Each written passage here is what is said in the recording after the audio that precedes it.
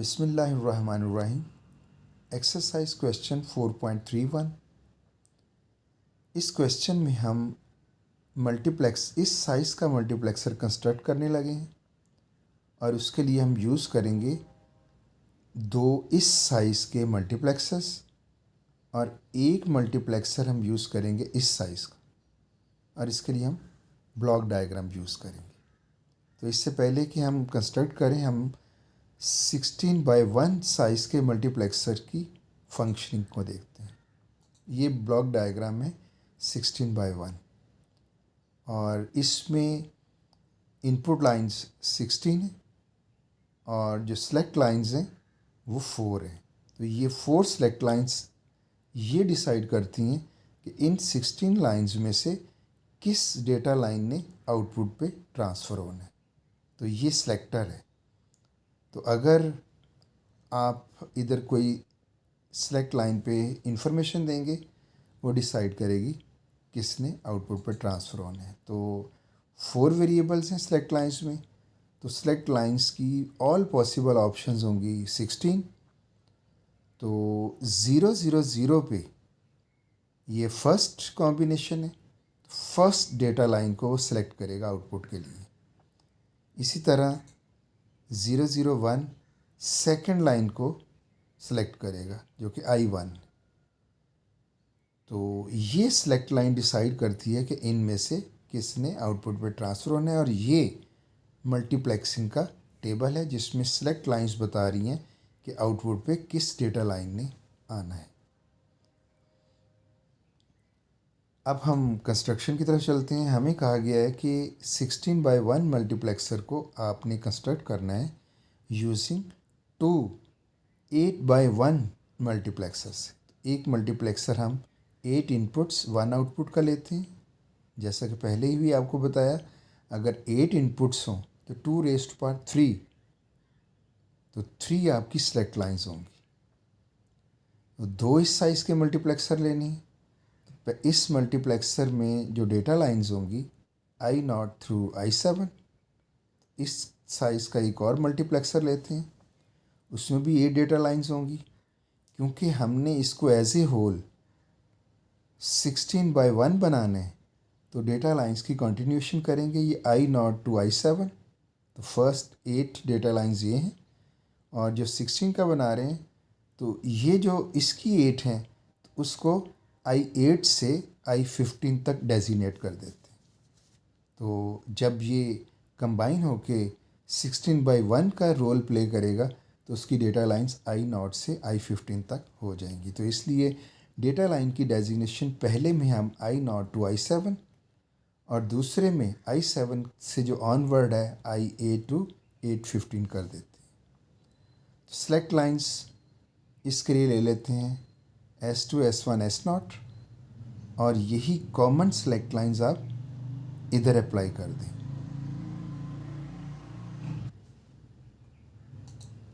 ये अब ये सेलेक्ट लाइंस अगर मैं इसका 0 0 0 देता हूँ तो इधर से फर्स्ट डेटा लाइन सेलेक्ट होगी और इधर से भी फर्स्ट होगी। तो क्योंकि कॉमन सेलेक्ट लाइन है तो दोनों से इस साइड पे भी फर्स्ट डेटा लाइन सेलेक्ट होगी, इधर से भी फर्स्ट।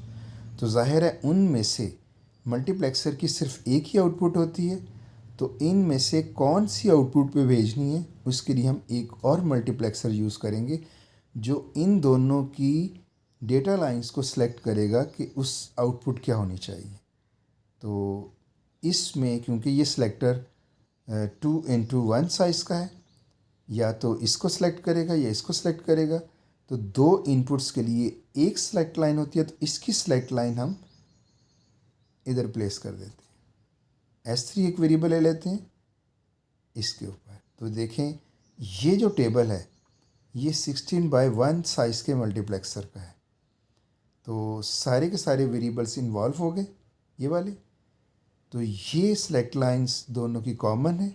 ये S3 इधर से सिलेक्ट करेगा। तो इसका बिहेवियर कैसे होगा कि ये जब इन दोनों में से एक एक लाइन को सिलेक्ट करेगा, ये लाइन डिसाइड करेगी, ये सेलेक्ट लाइन, कि उन में से किसने इधर जाना है। अगर ये 0 होगा आई नॉट इधर इसके हिसाब से सिलेक्ट होगी, अगर S3 1 होगा तो I1 सिलेक्ट होगी। उसके हिसाब से ये डिसाइड करेगा कि इन दोनों में से किसको आपने आउटपुट पे भेजना है। तो इन दोनों को इसके साथ ज्वाइन कर दें। ये आपका डिज़ाइन हो चुका है। ये उसी तरह वर्क करेगा जैसे 16:1 साइज़ का मल्टीप्लेक्सर वर्क करता है, और ये टेबल 16:1 साइज़ के मल्टीप्लेक्सर का ही है, और हमने इसी को वेरीफाई करवाना है इसके साथ। तो अब देखते हैं कि क्या ये इस टेबल को वेरीफाई करता है। तो स्टार्ट लेते हैं, इस सेलेक्ट लाइन को से स्टार्ट लेते हैं। अगर ये सेलेक्ट लाइन 16:1 साइज़ के मल्टीप्लेक्सर को दी जाए तो उसकी फर्स्ट डेटा लाइन सेलेक्ट होगी I0। तो देखते हैं इस तरह की कंस्ट्रक्शन में जो हाफ साइज़ मल्टीप्लेक्सर यूज़ किए हैं और एक इस साइज़ का मल्टीप्लेक्सर यूज़ किया है, क्या ये इस स्ट्रक्चर से भी I0 आंसर देती है या नहीं। तो वेरीफाई करते हैं। तो इस सेलेक्ट लाइन को जब इधर अप्लाई करेंगे, S3 0, इधर 0 आ जाएगा, यानी ये कह रहा है कि इधर जो भी आएंगी इन दोनों लाइन में उसमें फर्स्ट लाइन सेलेक्ट होगी। अब इसको देखते हैं 0 0 0, ये इधर अप्लाई कर देते हैं। तो 0 0 0 ने इस मल्टीप्लेक्सर से फर्स्ट डेटा लाइन देनी है, और क्योंकि ये इसी के साथ भी अटैच है तो इसकी फर्स्ट डेटा लाइन 8 इधर I8 इधर आएगी। तो इस 0 0 ने I0 इधर से रिटर्न की और I8 इसकी आउटपुट है, और ये क्योंकि 0 है तो ये सिलेक्टर उनमें से I0 को सिलेक्ट करके इधर भेज देगा। तो बज़ाहिर इस इनपुट पे ये दोनों आउटपुट रिटर्न कर रहे हैं, लेकिन वो आउटपुट आगे इस सिलेक्टर में, ये सिलेक्टर उनमें से कौन सी आउटपुट को इस पूरे सर्किट की आउटपुट बनाता है, वो इस 0 पे ये फर्स्ट वाले को बनाएगा। तो आपने देखा 0 0 0 पे वही I0 आ रहा है इस सर्किट में भी, ये वेरिफिकेशन हो गई। नेक्स्ट हम देखते हैं कोई और इनपुट। अब ये जो सेलेक्ट लाइन है 16:1 मल्टीप्लेक्सर की, वो एक्सपेक्ट कर रहा है I3 रिटर्न करेगा। I3 आउटपुट होना चाहिए, ये सिलेक्ट होनी चाहिए आउटपुट के तौर पे। तो देखते हैं इस सर्किट पे क्या आता है। तो इस सर्किट के लिए ये 0 S3 पे आएगा, और ये जो 3 हैं 0 1 1 ये इधर आएंगे, और 0 1 1 इधर से I3 रिटर्न करेगा, I3 सेलेक्ट करेगा, और दूसरे से I11 सेलेक्ट करेगा। यानी इधर से भी फोर्थ लाइन 1 2 3 फोर्थ, और इधर से भी फोर्थ 1 2 3 फोर्थ। इसने ये सिलेक्ट किया, और ये 0 ऊपर वाली I3 को इधर रिटर्न करेगा। तो आप देख रहे हैं ये जो 0 है ये सिर्फ इधर से ही जो रिज़ल्ट आएगा उसी को इधर भेजेगा I0, क्योंकि 0 इसकी सेलेक्ट लाइन है। तो 0 के लिए कितने कॉम्बिनेशंस हो सकते हैं? ये S3 0 में जो ऑल पॉसिबल हैं 0 0 से 1 1 तक। तो मींस अगर इसको 0 रखते हैं तो ये जो हाफ सेलेक्ट लाइंस हैं जिसमें S3 0 है, और 0 से 1 1 तक ये इधर से भी सिलेक्ट करेगा और इधर से भी सिलेक्ट करेगा, लेकिन ये 0 सिर्फ ऊपर वाली सेलेक्ट लाइन को ही इधर भेजेगा। ये समझ लें एक तरह से इसको डिसेबल किया हुआ है, यानी इसकी सेलेक्ट लाइंस को रोक के रखा हुआ है। जो रिमेनिंग हाफ है उसमें S3 1 है, तो S3 1 पे वही ये कॉमन इनपुट कॉम्बिनेशन इन 3 लाइंस पे 0 0 से 1 1 ये इधर भी रेस्पेक्टिव सेलेक्ट लाइन को इधर लेके आएगा और ये भी इधर लेके आएगा, लेकिन ये 1 क्योंकि इसकी सेलेक्ट लाइन है, ऊपर से जो भी सेलेक्ट लाइन आएगी ये उसको रोक लेगा और इसको इधर ट्रांसफ़र कर देगा। तो बज़ाहिर आपको नज़र आ रहा होगा कि ये दोनों वर्क कर रहे हैं, लेकिन इस 0 पे यानी हाफ कॉम्बिनेशंस पे, हाफ सेलेक्ट लाइंस के लिए ये सिर्फ इधर वाली को सिलेक्ट करके इधर देगा, तो हमें नज़र आएगा ये I0 से I7 तक आंसर दे रहा है।